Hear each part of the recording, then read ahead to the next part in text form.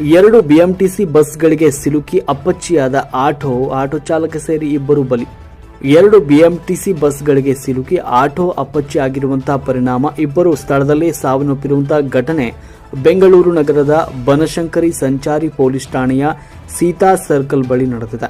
2 BMTC ಬಸ್ಗಳ ನಡುವೆ auto ಸಿಲುಕಿ ಹಾಕಿತ್ತು. ಮೃತರನ್ನ ಪ್ರಯಾಣಿಕ 80 ವರ್ಷದ ವಿಷ್ಣು ಅಂತ ಗುರುತಿಸಲಾಗಿದ್ದು, ಇವರು ಡಾಕ್ಟರ್ ಆಗಿದ್ರು ಎನ್ನಲಾಗಿದೆ. ಇನ್ನು ಆಟೋ ಚಾಲಕ ಅನಿಲ್ ಕುಮಾರ್ ಮೃತಪಟ್ಟ ದುರ್ದೈವಿಗಳಾಗಿದ್ದಾರೆ. ಮುಂದೆ ಇದ್ದ ಬಿಎಂಟಿಸಿ ಬಸ್ ಚಾಲಕ ದಿಢೀರ್ ಬ್ರೇಕ್ ಹಾಕಿದ್ರಿಂದ ಹಿಂದೆ ಬರ್ತಾ ಇದ್ದ ಆಟೋ ಬಸ್ಗೆ ಡಿಕ್ಕಿ ಆಗಿದೆ. ಅದೇ ವೇಳೆ ಹಿಂದೆ ಬರ್ತಾ ಇದ್ದಿಂದ ಮತ್ತೊಂದು ಬಿಎಂಟಿಸಿ ಬಸ್ ಆಟೋಗೆ ಡಿಕ್ಕಿ ಹೊಡೆದಿದೆ.